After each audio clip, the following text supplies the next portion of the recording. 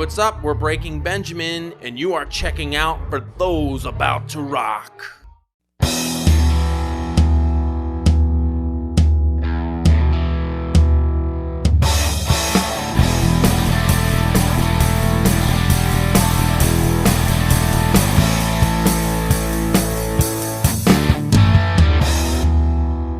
Hello and welcome to For Those About to Rock. This is Aaron and I'm sitting here with Shaun and Ben from Breaking Benjamin. Hello guys. Hello. Thanks for having us. Yeah, welcome. Thank you for stopping by.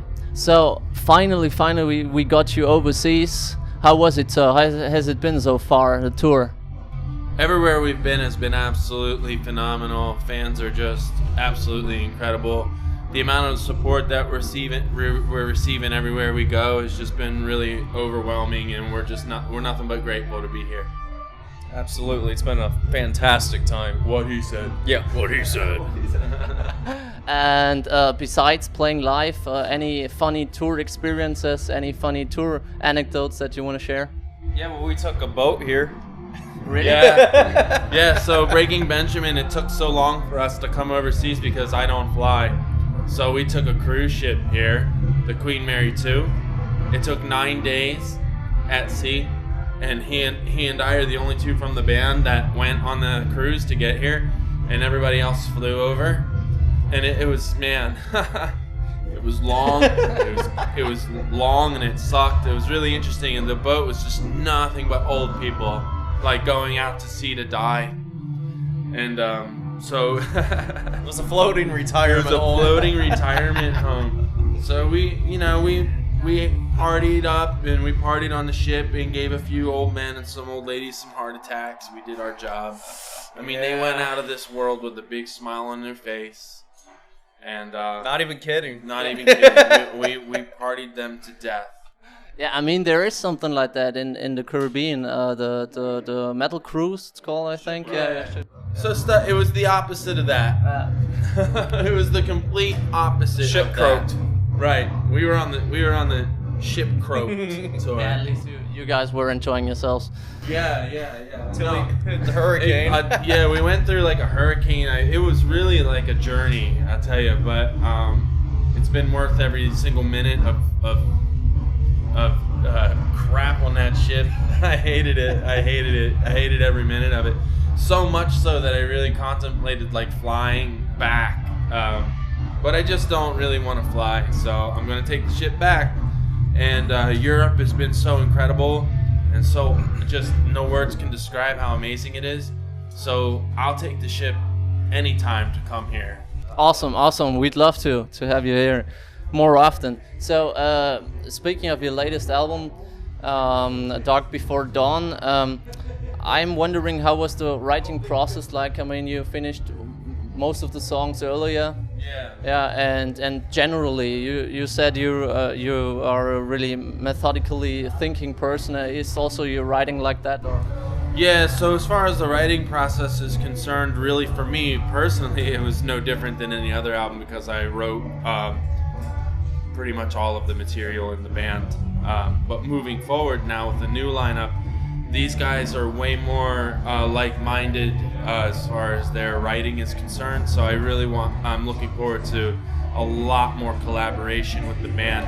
I never really chose to be the only writer in the band. I just kind of got pigeonholed into it because I've never heard another, like, I've only heard, I think, one whole song from anybody else that's ever been in the band.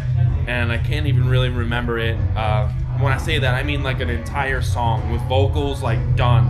I've only heard one that I can really remember, that I even have a vaguest memory of, but it wasn't anything that I could really relate to or sink my heart into. So these guys are amazing writers, and so I'm really looking forward to doing more collaborative writing from the ground up from now on. Yeah, interesting. You could tell that it's still you writing all the stuff. That's the thing too. Is a lot of people were pleasantly surprised that the band hadn't changed, but there really is no reason why it should, because the writing was always the same anyway.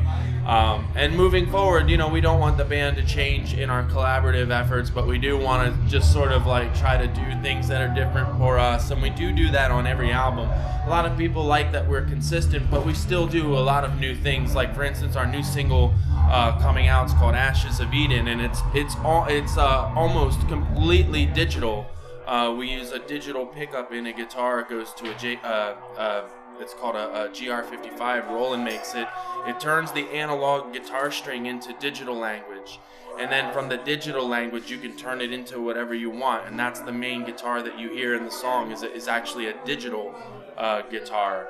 And so that's like something new that we've never done before. And so even though people like the consistency of our albums, on every single album there's always something new that we haven't done before. So moving on into the future, even though there'll be other people writing and more collaborative things, we're so like-minded in the things that we like, and more importantly the things that we all think suck, that I think that the band will, if anything, get better, but it won't ever, you know, we don't want to deviate too far from what fans know us for. We just want to do new things that fit inside of how Breaking Benjamin should sound.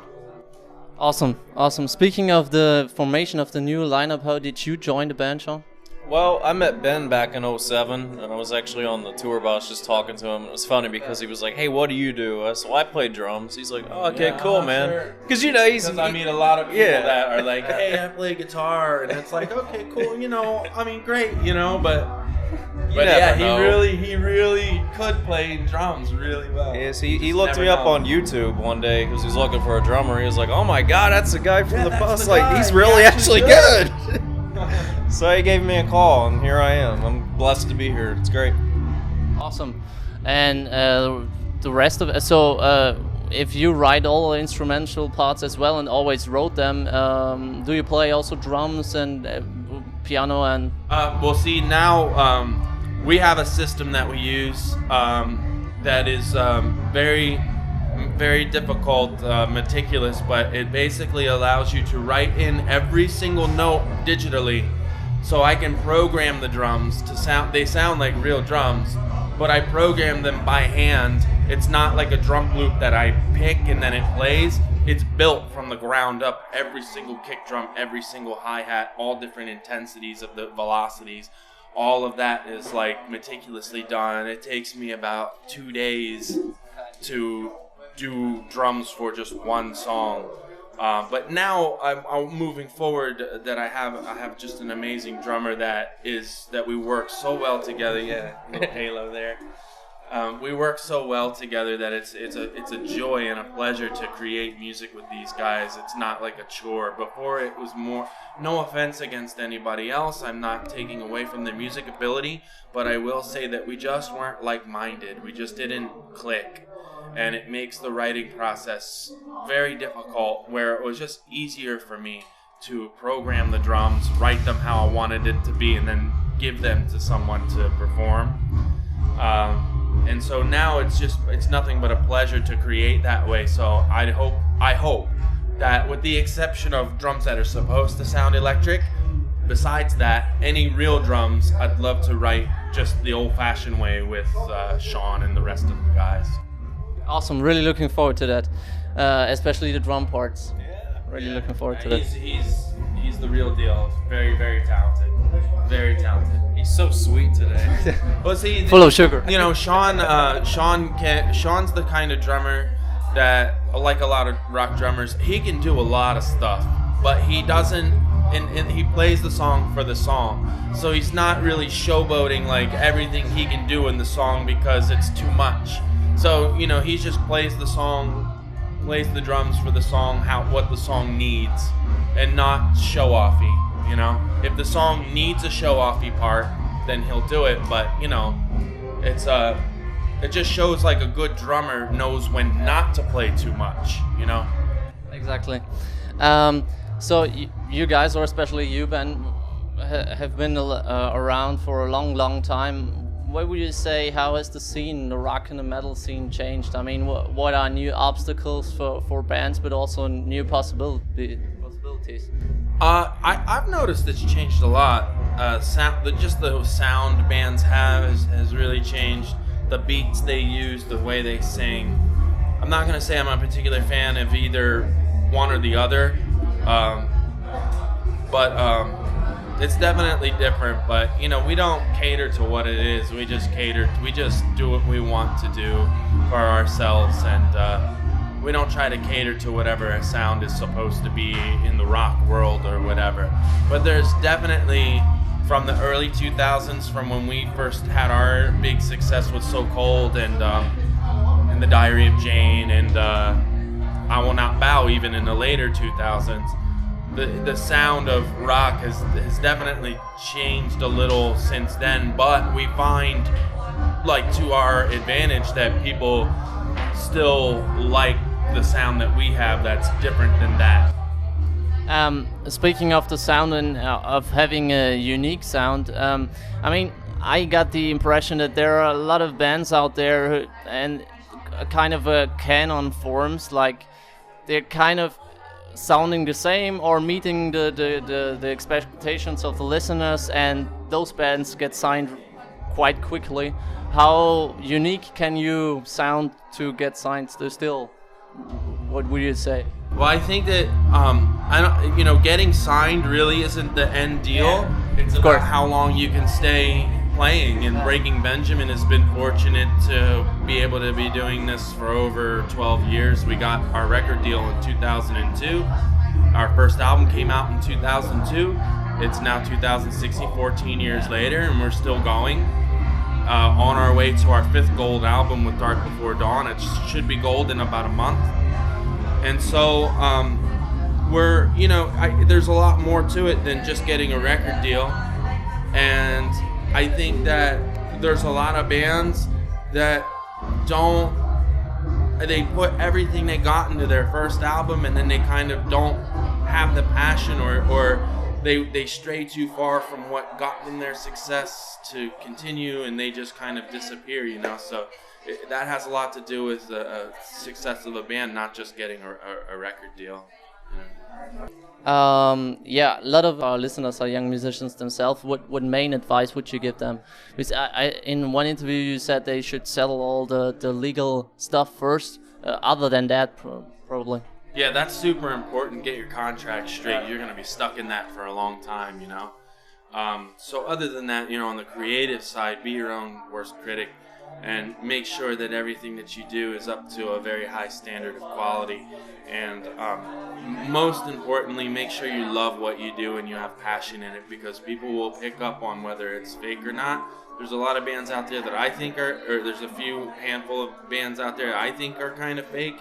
They don't do anything for me emotionally because the music is way too overproduced and just sounds like more like circus music than I'm not going to name any names. But hey, I named no names, not a single person, not a single name. Nope. But I think that if you have passion in what you do, and it's tremendous passion, people will pick up on that and they will share in that passion.